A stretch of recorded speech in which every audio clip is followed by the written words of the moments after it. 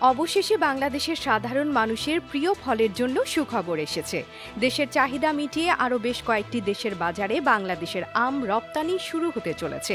এই উদ্যোগটি দেশের স্বকীয়তা ও মর্যাদাকে আরও উচ্চতর করবে। প্রথমত, এই নতুন রপ্তানি কার্যক্রমে বাংলাদেশে আমের মানের প্রতি আন্তর্জাতিক বাজারে বিশ্বাস জন্মিয়েছে। দেশের বিভিন্ন অঞ্চলে সুস্বাদু ও পুষ্টিকর আমকে এখন বিশ্ববাজারে পরিচিত করে তুলতে এই উদ্যোগ এক গুরুত্বপূর্ণ ধাপ। রাজশাহী অঞ্চলকে বলা হয় দেশের আমের রাজধানী। এখানকার আমের বৈচিত্র্য ও স্বাদে দেশের অন্যান্য অঞ্চলের তুলনায় আলাদা স্থান করে নিয়েছে। এ কারণেই এখানকার আমের গুণগত মান বজায় রেখে আন্তর্জাতিক বাজারে প্রবেশের সিদ্ধান্ত নেওয়া হয়েছে। আরও এক গুরুত্বপূর্ণ খবর হলো, চীন সরকারের আগ্রহে বাংলাদেশ আম রপ্তানি প্রক্রিয়া শুরু করেছে। আগামী ২৮ মে প্রথমবারের মতো বাংলাদেশের আম চীনে পৌঁছাবে।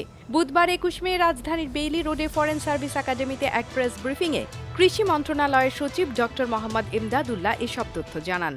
আমরা চাচ্ছি যে সারা পৃথিবীতে আমের ডিমান্ড রয়েছে। আপনারা জানেন আমাদের বাংলাদেশের যে আম অত্যন্ত সুস্বাদু এবং সারা পৃথিবীতে এটার যথেষ্ট চাহিদা রয়েছে। তো সেটাকে আমরা কাজে লাগানোর জন্য চেষ্টা করছি। আমাদের মাননীয় প্রধান উপদেষ্টা স্যার যখন চায়নাতে গিয়েছেন, আগে থেকে প্রাথমিক আলোচনা চলছিল, কিন্তু এটা অনেকটা গতি পেয়েছে এবং স্যারের নির্দেশনায় এখন আমরা যেই কার্যক্রমটা হাতে নিয়েছি, আগামী ২৮ তারিখ চায়নাতে ৫০ মেট্রিক টন, বাট এটা হচ্ছে শুরুতে এটা একটা যাবে।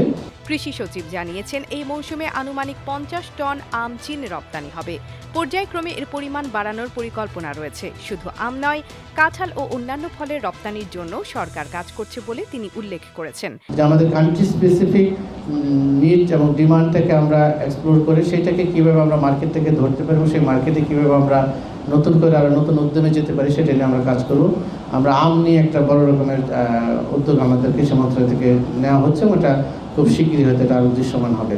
এছাড়া আমরা চায়নাতে আমের পাশাপাশি কাঁঠালেরও আমরা প্রক্রিয়া করার জন্য উদ্যোগ নিয়েছি, সেটা এখন প্রাথমিক পর্যায়ে রয়েছে, সেটা নিয়ে আমরা কাজ করছি।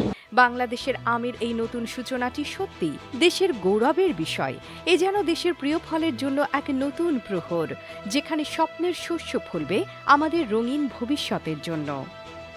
AB news desk report.